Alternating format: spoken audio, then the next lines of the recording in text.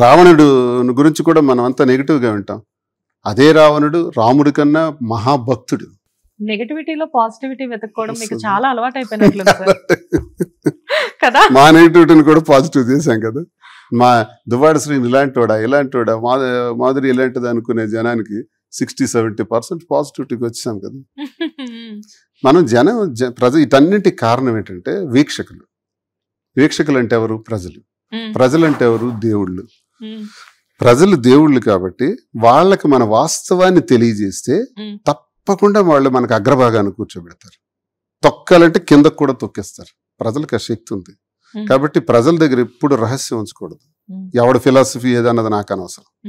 నా ఫిలాసఫీ ఏంటంటే ప్రజలకు వాస్తవం చెప్పాలి. వాళ్ళు మన బంధువులు, వాళ్ళు మన రక్షకులు, వాళ్ళు మన దేవుళ్ళు. నేను అది నమ్ముతాను రేపు ప్రజా జీవితంలో. అందుకే వాళ్ళకి అన్ని క్లారిటీగా చెప్పాను. నిజమే కదా, మా ఇంట్లో అలాగే జరిగింది, మా తమ్ముడికి అలా జరిగింది, మా పిన్నికి అలా జరిగింది, మా ఇంట్లో ఆడపిల్లలకి అలాగే అయింది, వాళ్ళు నష్టపోయినారు, మా పాప ఉరేసుకుంది, మా పాప డిప్రెషన్లోకి పోయింది, నా అల్లుడేమో ఇలా అయిపోయినాడు, నా కొడుకు ఇలా అయిపోయినాడు అని ఎంతమంది తల్లులు, ఎంతమంది ఎన్ని కుటుంబాలు మా కథల్ని. భార్యాభర్త నచ్చకపోతే ఏం చేస్తున్నారు? చంపేస్తున్నారు. భర్త భార్యను చంపేస్తుంది, భార్య భర్తను చంపేస్తున్నాడు, భార్య భర్తను చంపేస్తుంది, భర్త భార్యను చంపేస్తున్నాడు. ఇవి జరుగుతున్నవి ఎక్కువ. అది కదా మేమేం చెప్పాం? చంపుకోవడాలు కాదు, పరిష్కారం చూసుకోండి, ముందడుగు వేయండి, మీకు ఏది నచ్చితే అది చేయండి, అది న్యాయంగా చేయండి, ఎవరికి నష్టపెట్టద్దు, కుటుంబాలకు హింసొచ్చొద్దు, కుటుంబాలకు రక్షణ కల్పించండి, మీ దారి మీరు వేసుకోండి అన్న. ఇది నేనే కాదు, సుప్రీంకోర్టు కూడా చెప్పింది. ఇలాంటి కథలు లక్షలాది కోటాను కోట్ల కథలు సుప్రీంకోర్టు విన్నది కాబట్టే 298 సెక్షన్ తీసేసింది. ఇప్పుడు అంతా బాగానే చెప్తున్నారు, కానీ ఇక్కడ మీ ఇద్దరు గురించి మాట్లాడితే పాజిటివిటీ నెగిటివిటీ అనేది పక్కన పెడితే ఎన్నో రకాల అవమానాలు అండ్ మీ గురించి మీమ్స్ ఇన్స్టాగ్రామ్ ఓపెన్ చేస్తే మీ గురించి రకరకాల మీమ్స్, ఆవిడ గురించి రకరకాల పాటలు, మిమ్మల్ని ఏదో ఒక విధంగా విమర్శించడం, ఇవన్నీ చూసినప్పుడు ఈ పాజిటివ్ నెగిటివ్ అనేది మీకు లోపల తల్లో ఒక రకమైన భారం అనిపించలేదా? మనుషులమే కదా,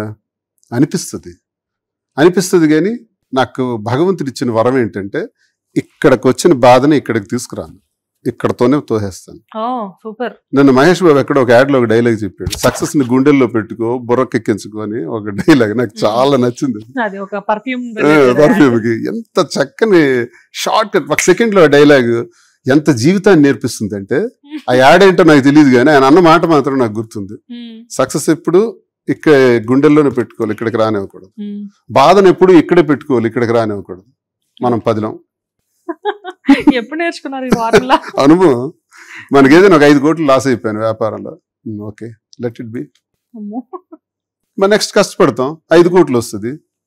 5 కోట్లు ఎవరు? మనం సృష్టించిందే, మనం సంపాదించిందే. పోతే మళ్ళీ మనం సంపాదిస్తాం. 5 కోట్లు పోయింది బాబు అని అది ఇక్కడికి తెచ్చామనుకోండి, ఇది ఫట్టుమంటది, సస్తాం. కాదు, ఏ మనిషికైనా కానీ ఒక లెసన్ అనేది అవ్వాలి అంటే కొంచెం టైం పడుతుంది. మేబీ మీరు కూడా ఒక టైంలో డిప్రెస్ అయ్యి ఉండొచ్చు, బాగా డిప్రెషన్ లోకి నేను ఎప్పుడు వెళ్ళలేదు నా లైఫ్ లో. కానీ నా లైఫ్ ఎప్పుడు ఛాలెంజ్. ప్రతిపక్ష పార్టీలో స్ట్రాంగ్ లీడర్స్ ని అటాక్ చేయటం, ఎర్ర నాయుడు అలాంటి వ్యక్తితోటి నా చిన్న వయసు నుంచి. స్వపక్షంలోకి ఉండే స్ట్రాంగ్ లీడర్స్ ని అవసరమైతే అటాక్ చేయడం, ధర్మాన ప్రసాద్ అలాంటి వాళ్ళని. నాకెందుకు డిప్రెషన్ వస్తుంది? ఆ డెసిషన్ తీసుకోవడమే చాలా ప్రమాదకరమైంది. నాకు నేను కాలిపోతున్నా, నాకు నేను పోతున్నా, నా క్వశ్చన్ మాత్రం వదలను, నా ఫైట్ మాత్రం వదలను ఈ రోజు కూడా. సో నాకు డిప్రెషన్ అంటూ లేదు, కానీ దానివల్ల తీవ్రమైన ఇబ్బందులు ఎదుర్కొన్నాను. ఆ ఇబ్బందులు ఎదుర్కొనేటప్పుడు మళ్ళీ ఎలా నిలదొక్కోవాలని చేసిన ప్రయత్నాల్లో నాకు వచ్చిన అనుభవాలు ఇవన్నీ తప్ప డిప్రెషన్కి నేను ఎప్పుడు నా మైండ్ వెరీ స్ట్రాంగ్. ఒక దశలో 2016లో నాకు చాలా డిప్రెషన్ మూమెంట్స్ వచ్చినాయి. 2014లో ఓడిపోయిన తర్వాత ఏంటి జీవితం, ఎలా జగన్ కూడా ఇదైపోయారు, జైలు జీవితం, మేము మా పరిస్థితి ఏంటి, లైఫ్ ఏంటి, ఇవన్నీ ఆలోచిస్తున్నప్పుడు హాయిగా ఒక రూమ్కి వెళ్ళాను. సరళమైన భాషలో అర్థమయ్యే రీతిలో, సాంస్క్రిట్ నాకు రాదు, చదివిన అర్థం కాదు, చదవలేను, మరి ఎందుకని ఒక బుక్ స్టాల్కి వెళ్ళి మహాభారతం తెచ్చుకున్నాను. సరళమైన భాషలో, నా భాషలో, మన భాషలో, మన వ్యవహారిక భాషలో తెచ్చుకొని చదవటం ప్రారంభించాను. బుక్ కంప్లీట్ అయినప్పటికి నేను ఊహించని ధైర్యం నాకు వచ్చింది. ఆ కృష్ణ పరమాత్ముడు మన పక్కన నిలబడి ఆశీర్వదించినంత ధైర్యం నాకు వచ్చేసింది. నాకు ఆ తర్వాత భయం అన్నదే నా బాడీలో లేదు. నేనే కాదు, అందరికీ నేను చెప్పేది ఇది. ఒక్కసారి గీతని చదవండి, మహాభారతాన్ని చదవండి, రామాయణం చదవండి. ఈ 3 చదివిన తర్వాత ఏం చదవకపోయినా పర్వాలేదు. కాదు, ఇంత బాగా మాట్లాడుతున్నారు, ఇంత నాలెడ్జ్ ఉంది మీకు, ఎందుకు ఫ్యామిలీ లైఫ్ లో ఎందుకు ఫెయిల్ అయ్యారు? ఫ్యామిలీ అంతేనండి. ఎందుకు ఫెయిల్ అయ్యంటే దానికి రీజన్ ఉండదు. ఈగోస్, ఇంకేం లేవు. ఈగోస్, ఈర్ష్య, అసూయ, ద్వేషాలు, వీటి మధ్య నలిగిపోయి లైఫ్ అయిపోయింది.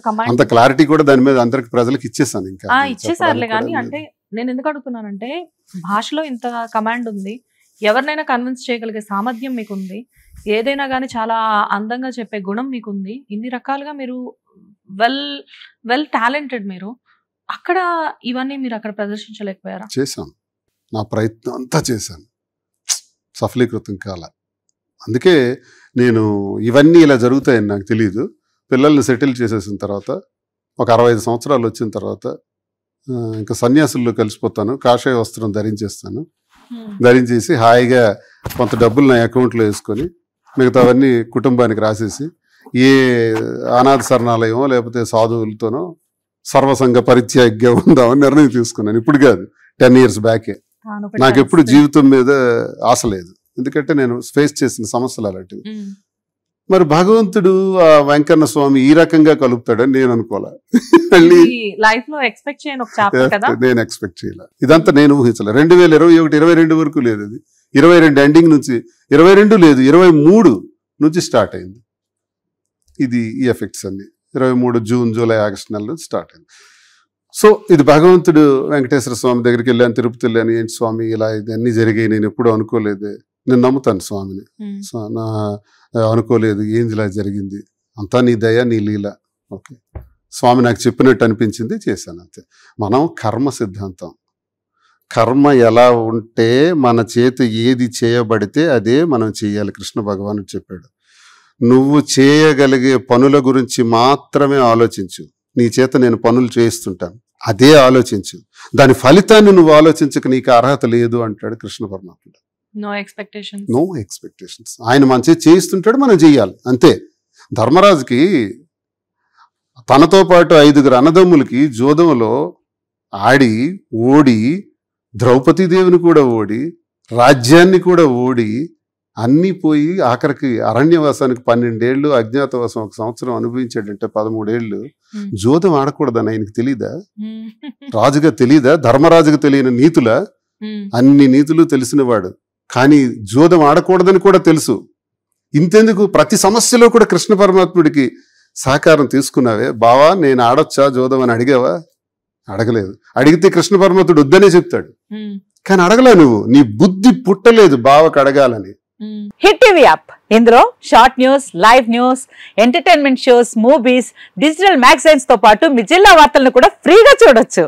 ఇంకెందుకు ఆలస్యం, వెంటనే హిట్ టీవీ యాప్ ని డౌన్లోడ్ చేసుకుని ఫ్రీగా ఎంటర్టైన్మెంట్ పొందండి. Hit TV app, hit TV app, please download hit TV app. Hit TV app ని ఫ్రీగా డౌన్లోడ్ చేసుకుని ఎంజాయ్ చేయండి. మీకు నచ్చిన ఎంటర్టైన్మెంట్ కోసం హిట్ టీవీ యాప్ ని ఫ్రీగా డౌన్లోడ్ చేసుకుని ఎంజాయ్ చేయండి. హిట్ టీవీ యాప్ ని డౌన్లోడ్ చేసుకుని ఆస్వాదించండి, ఆశీర్వదించండి. ఇంతమంది సెలబ్రిటీలు హిట్ టీవీ యాప్ ని డౌన్లోడ్ చేసుకోండి అని చెప్తున్నారంటే ఎంత మంచి యాప్ ఆలోచించండి.